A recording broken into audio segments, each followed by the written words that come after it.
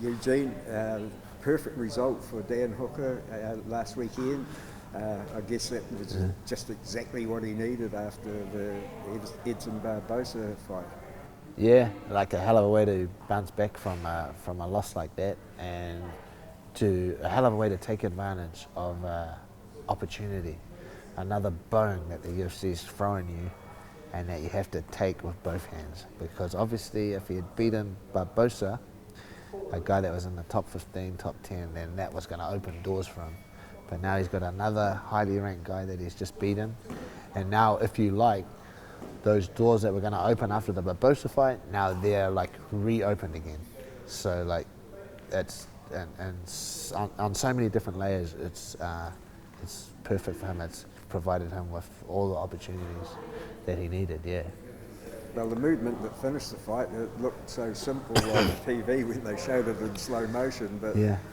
that, you know, there were so many components to that move that ended that fight. Was that something planned before you went out there, or was that something that happened on the run? Yeah, so we accounted for James Vick's movement and how he reacts. We definitely accounted for that, how he likes to pull back from certain movements and pull his head away, reach out for certain punches. So we ingrained certain things in Dan, even though it might not have been the particular shots that Dan used. He knew the movement patterns, like, subconsciously. So they were already there, they were in his brain.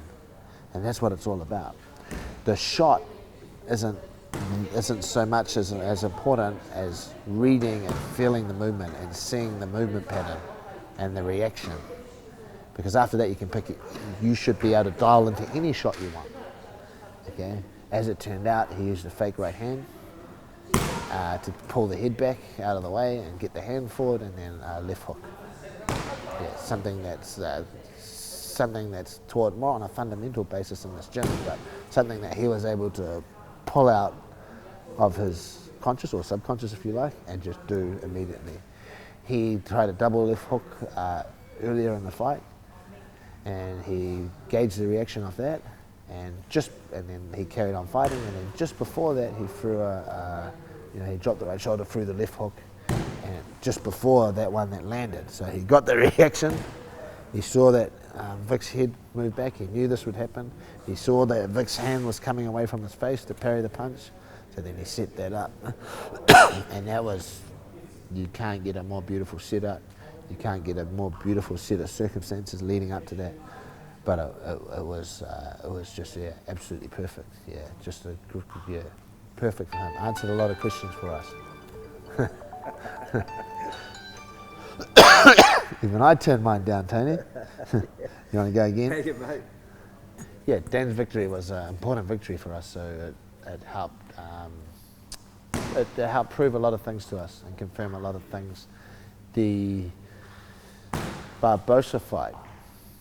One of the big differences between the Barbosa fight and the fights previous was that Dan never owned a gym before Barbosa, and Dan never had a pregnant wife, and now he's had a baby.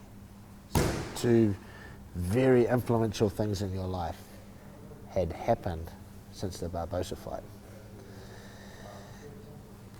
Okay, so for me, I need to eliminate without any doubt that those two things are not having a negative influence on our performances. Okay. So we put things in place.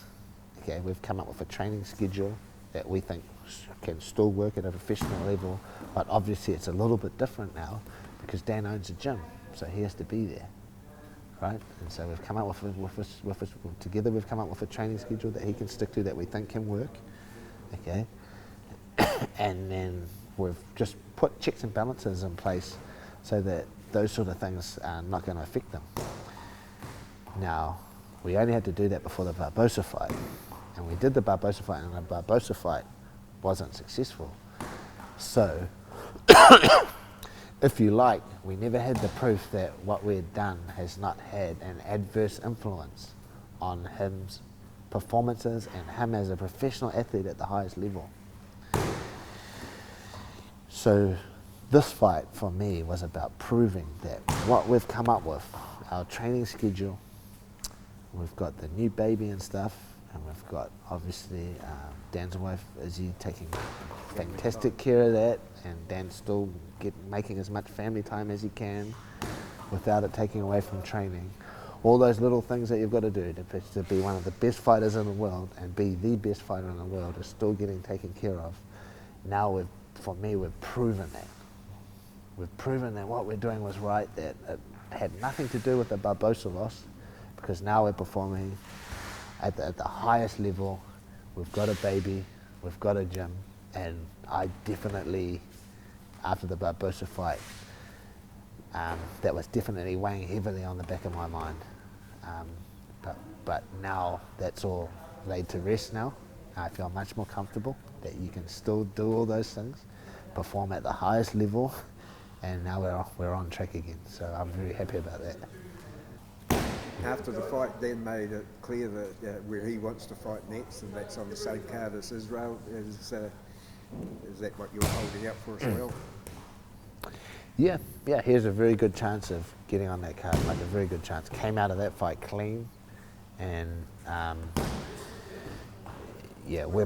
that's what we're pushing for. We are like 100% pushing for a fight that makes sense. So a ranked guy coming down to Melbourne and taking on Dan on the same card. That would be the best scenario. It makes sense. It makes perfect sense. Dan is if you're trying to sell out a stadium and it's not all about pay-per-views, but you need to push ticket sales as well, gate sales, then Dan's the guy. Dan's the guy for that. He'll have a massive amount of people coming from here. He's got a massive fan base in Australia that will come out to see him. Like, it just makes perfect economic sense, financial sense for the UFC, and it makes sense on so many other levels as well. So yeah, we're definitely pushing for that. Have you got an opponent in mind that you'd like to get, or are you just leaving that I would open? I think Eli Quinta's a great opponent. So Eli Quinta, Dan already asked for post-fight, and then the other kid is Hernandez, who had a fight on the same night. If one of those guys want to come down to one of the two greatest countries on the planet and explore and have a look around, then they're welcome to come down. They should come down and have a taste of our culture and what we do around here. Yeah.